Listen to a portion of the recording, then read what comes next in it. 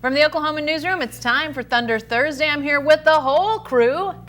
You guys were just downtown like 7 minutes ago covering the game last night, but here they are back again. I'm Jenny Carlson here with fellow columnist Barry Trammell and Thunder beat writers Eric Horn and Maddie Lee. A Wednesday night game against the Knicks. We got lots to talk about from that and lots of other games, but let's start with Enes Kanter and Steven Adams. Eric, you wrote about these guys. The love. Look at the love. If you can avoid looking at Steven Adams' flip-flops in that picture. But these two guys, longtime friends, and we saw it mostly on Wednesday night at the Peak, Eric. Yeah, and Steven Adams was trying to save Enes Kanter's life, essentially, just pleading to Knicks coach David Fizdale to get Kanter out of the game because the Thunder was going to run the same play at Kanter every time. You know, Steven Adams dunks on him. You know, Steven Adams gets him in pick and roll a couple times. Next thing you know, the game's out of hand. The Knicks aren't very good. Enes Kanter's not very good at defense. We knew that already. Steven Adams knew it. But it just points to the Thunder being able to take advantage of a player with a disadvantage. They did so with Carmelo Anthony. They did so with Enes Kanter last night. And you've got yourself the Thunder playing some good basketball right now, taking advantage of other teams' weaknesses. You left out the big news, Eric. What happened to both of us last night? Were there hugs? We both got a hug from Enes Kanter. Why do these hugs always slip my mind? That was a highlight of mine, and I think it makes the night because for all of Enes Kanter's shortcomings as a defensive player, we cannot forget how just cool of a guy he is. And you can't say that about many guys in the NBA. Yeah, a great humanitarian, beloved in Oklahoma City. I mean, he gets Gave him a win last night. Huge, he's a humanitarian. Huge ovation to him.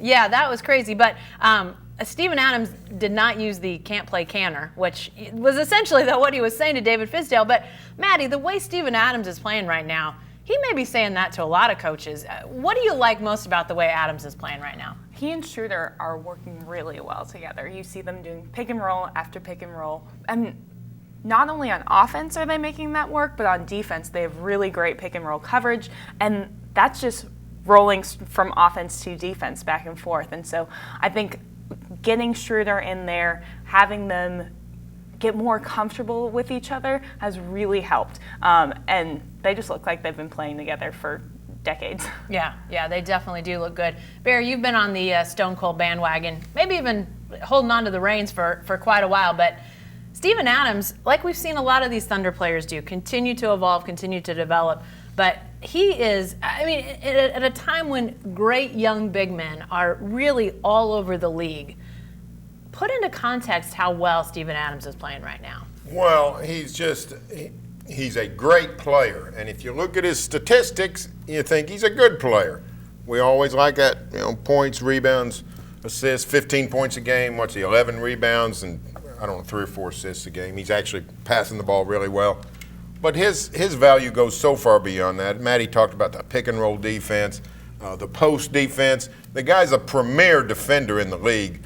One of the best in the league. We glorify block shots. The DeAndre Jordan was first team All-NBA a couple of years ago at center, primarily because he's such a good rim protector. But Steven Adams' defense goes way beyond that. Steve Adams is like a defensive tackle on a great defense in football. He does so many things that let other guys prosper. He's just a wonderful player. The Thunder can't play without him. This may be crazy to say. The Thunder might be in worse shape if they lost Steven Adams for an extended time than either Paul George or Russell Westbrook, because the guy is close to he's close to unreplaceable. Yeah, well, he looked like it last night, and frankly, as you guys have referenced, has sort of been that way throughout this year. Guys, before we get to a couple other guys that played pretty well against the Knicks and frankly have been playing well for several weeks, let's talk about these uniforms the Thunder wore on Wednesday night. We knew they were coming, the City Edition, as Nike has revamped these jerseys over the last year or so. They've worn different alternate jerseys, but this was a nod to the Native American heritage of Oklahoma. Maddie, we'd seen it, we knew what was coming, but what did you sense the fans thought about what they saw on Wednesday night? They got a great reception. I mean, I think they looked great. You had tons of fans who had already gone in and bought the jerseys and were all repping them out there. You had the players, the entire pump-up staff, Right. all wearing the Right. same thing. And they looked great, honestly. And we talked to a few of the players, too, asked them what they thought, and they both hit on how great it was to actually acknowledge the Native American heritage here, but also that they look pretty good with the blues and all the orange accents going with it. I don't know if I fully thought about the accents that they would wear. You know, they wear obviously all the tights and the arm bands and all that stuff, and I'm on record of loving the orange, and they wore the orange shooting shirts to warm up in. Frankly, Eric, the orange might have been my favorite part, but there were just a lot of cool details in that whole look that they debuted last night. You know what makes those jerseys look better too? When they win. The ball going through the hoop. The ball going. Paul George making a bunch of shots in the jersey makes it look really good. Maddie was kind of. Well, actually, it wasn't. I put you in somebody else's place, Maddie. I was talking to someone last night who reminded me of the Thunder's the dark navy alternates that had the white lettering going up and down. The last time they wore those was in that demolition San Antonio put on them in Kevin Durant's final year and in the 16 playoffs. But we've come a long way from that alternate, which Yes. is basically what I'm saying. That was probably the low point in Thunder alternate history. Jenny, you kind of detailed some of those alternates earlier this week. This is a high point for sure. I mean, this is a great uniform. Not just with the Native American heritage aspects of it, but just the overall look. That turquoise pops. Yeah. With the orange sleeve underneath. The players looked great in them last night. They're playing good ball, and the jerseys tend to look a little better when you got Steven Adams wearing out in his Kanter and pick and roll. Now, I thought the jerseys looked great. The turquoise is cool. The block lettering sort of motif of the Native Americans is great. But the sellout to orange, we had 2 or 3 guys, Schroder, maybe George, with the full leggings in orange. That's where it takes a Y.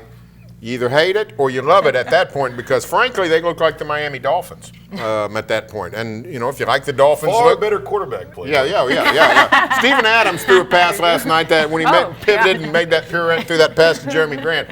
Better than anything Ryan Tannehill's done in 7 years. But if you like the Dolphins, you'd love those last night. If you don't like the Dolphins, you might not like all the orange accents.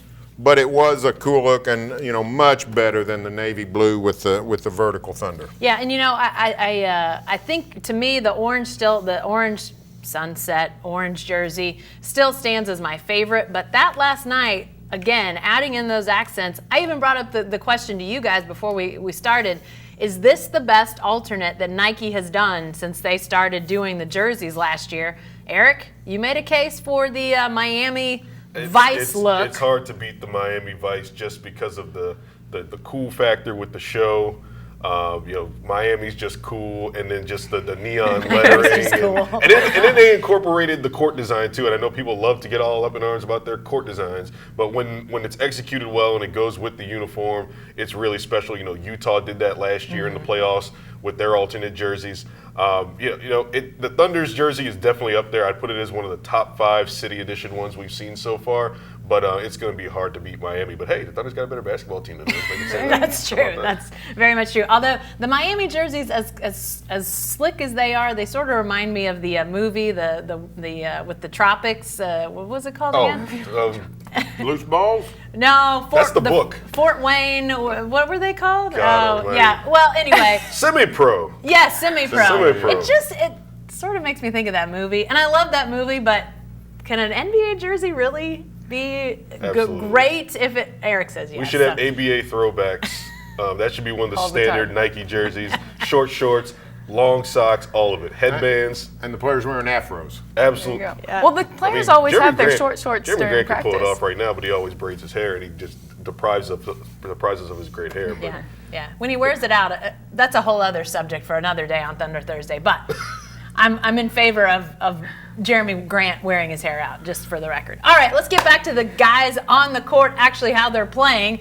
Barry, let's talk a little bit about Paul George. You wrote about him coming out of the Knicks game and his performance. It was a season high, 35 points for him and for the team. Nobody'd scored that much this year. He has these swings where he's really good, he's in the same game. He can be not so good, but he seems to be maybe hitting a little stride here. He is. What's interesting about Paul that maybe we didn't really know is what a streak shooter he is. I mean, he gets in severe slumps and then severe hot streaks. Last night he was just throwing it in at any chance. I think he was 13 of 22 from the field. What's great about it is it wasn't necessary. Paul George's defense is what the Thunder has to have. If he's out there with his arms extended, deflecting, denying passes, stopping the ball, the Thunder's a total machine on defense. On offense, they're varied enough that they need him to make threes, but they don't have to have it. Dennis Schroder takes a lot of pressure off Paul, even when Westbrook's out. So, if Paul George wants to make 13 to 22 every night, then he's a first ballot All-Star. If he's not, he's still an incredibly valuable player. Well, and you mentioned Dennis Schroder, and Maddie, you wrote a little bit about him because, even a week ago, I covered the Rockets game with you all, and he was only in his second start after Westbrook had the ankle injury, playing well then. But he continues to play well. 12 assists last night, really seeming to lead the charge on the offensive side for this team. Yeah, absolutely. That was another season high. You had him hit season high 12 assists, and he's just vibing so well with everyone on that team.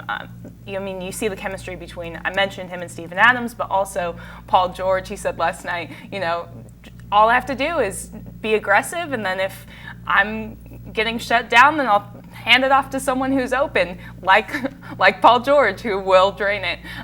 So I don't know if it's just the amount of time that he's been in there, because he had those first two starts at the beginning of the season as well.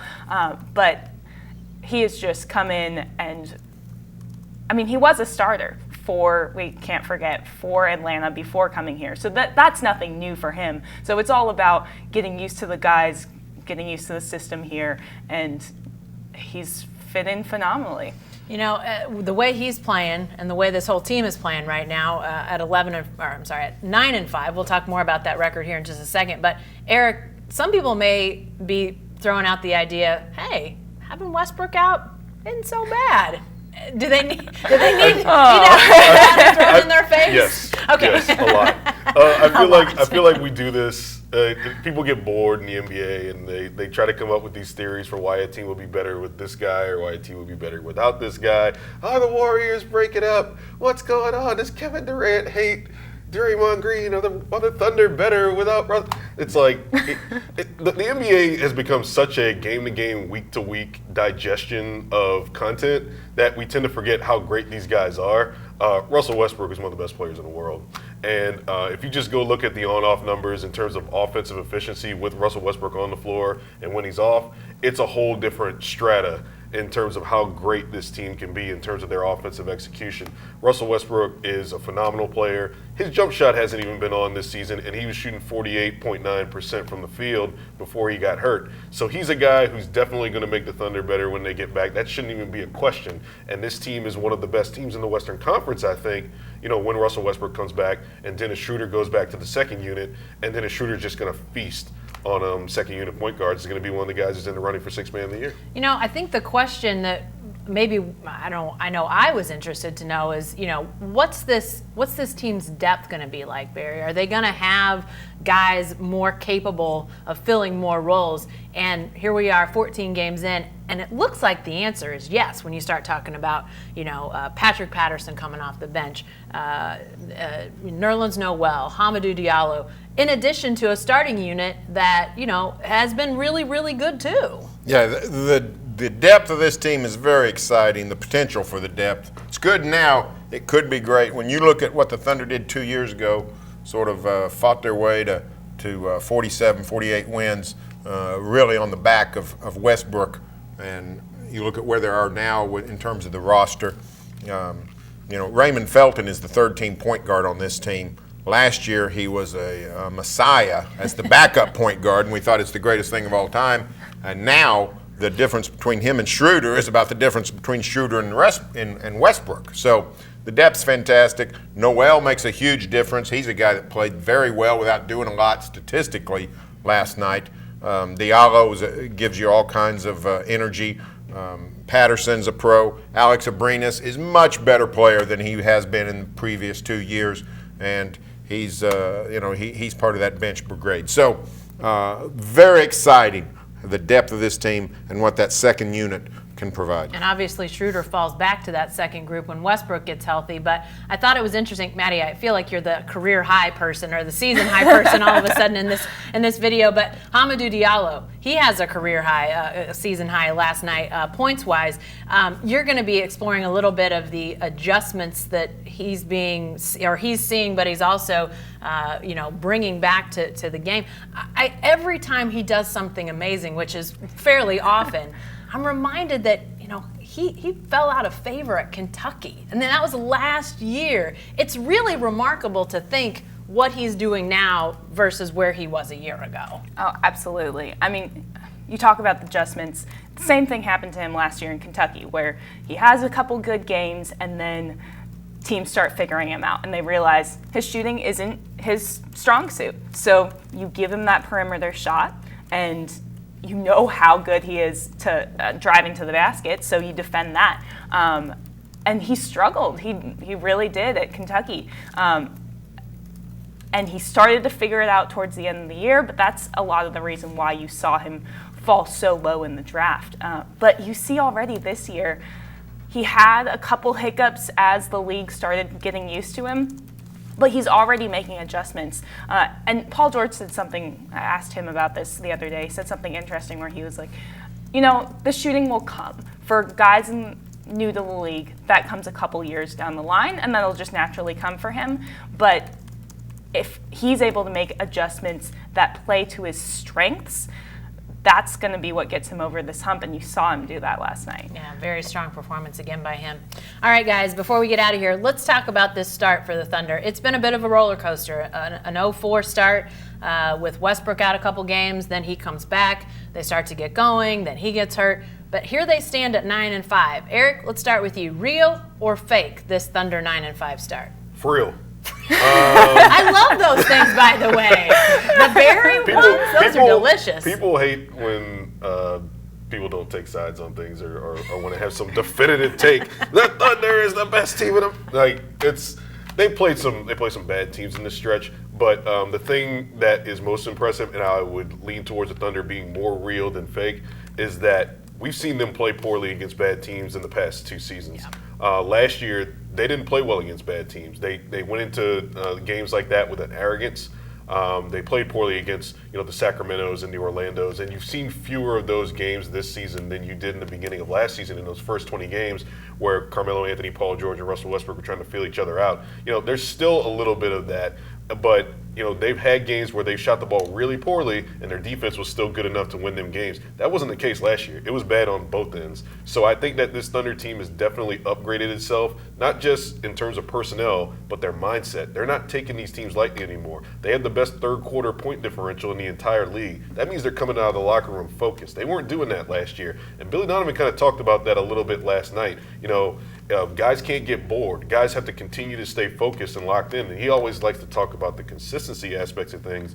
This Thunder team's a lot more consistent than last year. So I'd say even though the record, the schedule's been soft without Westbrook, they've still taken care of business against teams that they didn't last season. And there'll be some hardening of the schedule, but there'll be some easier teams here as I look at the next 6 games. The Suns, who we haven't seen in 5 minutes, they're playing them again on Saturday. Yike. At least that's it, I think, for the Suns this year. And then Sacramento, a surprise, but a team that you got to think they can win against. Then that game against the Warriors. Hornets, again, a little softening. Nuggets, a good team in the West. And then Cavaliers, a softening. Maddie, are you going real or fake on this 9-5 start? I'm not going to throw out any hot takes or anything like that. I think I'm going to go real just because I think you have 2 factors that are kind of balancing each other out in the schedule and Westbrook being gone. I think you get him back. We've already talked about, that pretty much upgrades both the first unit and the second unit because then you get Schroder and with the second unit. So you have them playing well without him now against bad teams. I think they'll continue to play well against better teams with him back. Barry? I'm going to go real. When you look at the schedule, it's not that weak. They've played what I would consider 6 games against good teams and 8 games against bad teams. and you've done that with half the games with no Westbrook. So, sometimes coaches and players say things, and there's a term they use, and we just sort of shrug it off because we don't like cliches. But often teams will say, it's not about who we're playing, it's about what we do, how we play. And the truth is, even against whether it's good teams, bad teams, whatever, this Thunder team is doing the right things. They're playing good defense. They've, in the last 2-3 weeks, they're taking much better shots. They're not jacking up threes every chance they get. They're doing the right things that lead to winning basketball, and whether they're playing a pretty good team in New Orleans or whether they're playing a pretty bad team in the Knicks, they're being successful. So I like what I'm seeing. All right, again, the Suns on Saturday and then the Kings on Monday. We'll have all your coverage of those games and much, much more about the Thunder. So be sure to stay with the best coverage team anywhere at newsok.com and every day in the Oklahoman.